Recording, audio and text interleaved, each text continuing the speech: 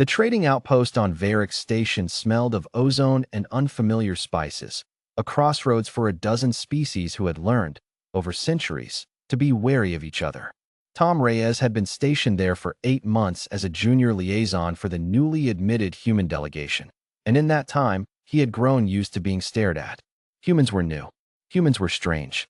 Humans, according to most of the galactic community, were soft. Lily Chun, the delegation's linguist, walked beside him through the market ring, her tablet chirping with half-translated dialects. She was the closest thing Tom had to a friend out here, sharp-tongued and endlessly curious, always more interested in the way a species said something than in what they said. "You're doing the thing again," she said without looking up. "What thing?" "The scanning thing. Like you're waiting for something to jump out at you."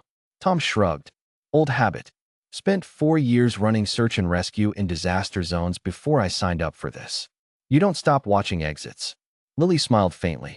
"Well, nothing's going to jump out at you here. Varick's is neutral ground.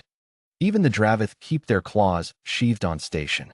She said it a little too confidently, the way people did right before something proved them wrong. They were passing through the lower concourse, a service corridor that connected the merchant stalls to the menagerie district, when the alarm hit.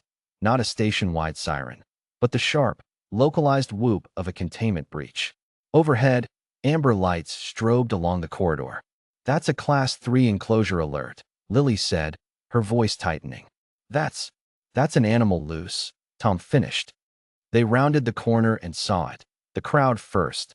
Dozens of aliens frozen mid-step, wide-eyed, backing away in that particular stillness that Tom had learned meant predator. And then he saw the predator itself. It was massive, easily 3 meters at the shoulder, built like something between a great cat and an armored boar, its hide a mottled slate gray, plated with overlapping chitin. Its jaw alone looked like it could close around a torso. This was a Karen Ridgeback, an apex predator from a jungle world 4 systems over, imported for the station's exotic menagerie as a display specimen. Tom had seen the enclosure a week ago behind reinforced transparent alloy, and had thought, distantly, that thing could kill me before I even registered pain. Now it was loose in a crowded corridor, and it had scented something, or someone. A young Verity child, no more than what would pass for 8 or 9 years old on a human scale, had gotten separated from a merchant stall display and was standing directly in the beast's path, too terrified to move. Its parents were on the far side of the corridor, screaming in a language Lily's tablet hadn't even finished parsing, held back by the surging, panicking crowd. The Ridgeback's muscles bunched. It was going to charge.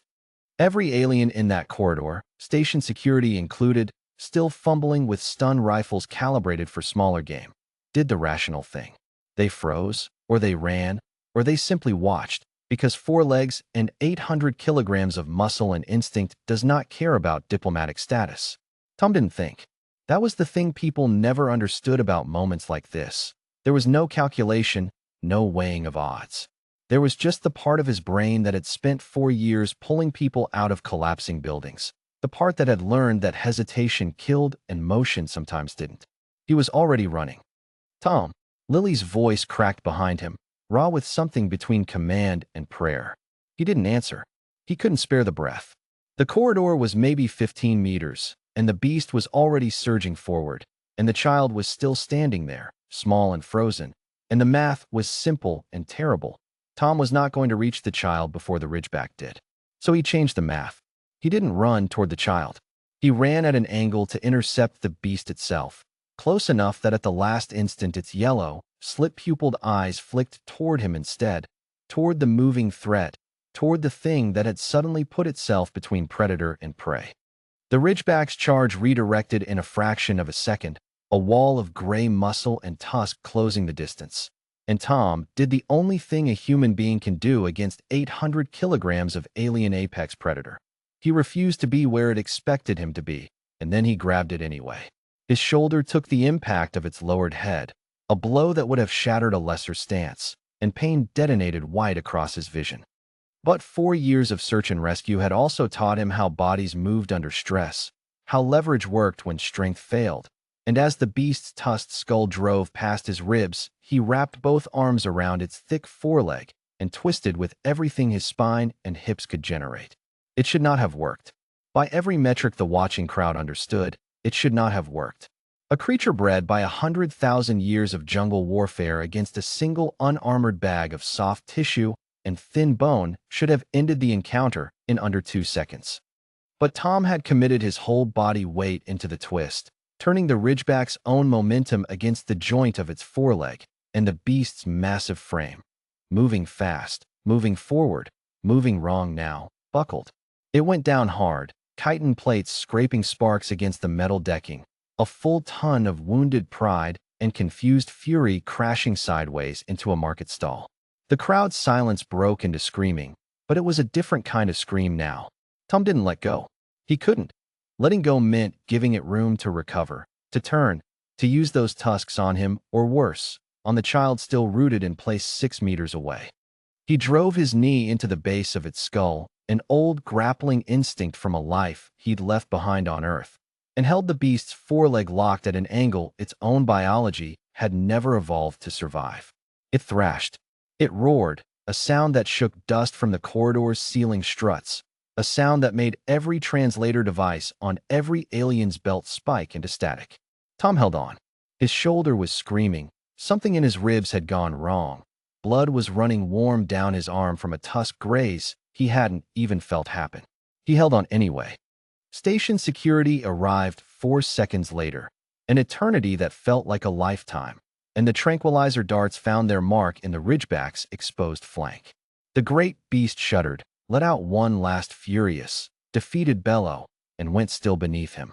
Tom rolled off it and lay on the cold decking, chest heaving, staring up at the corridor's harsh white lights. The silence that followed was absolute. No alien in that corridor.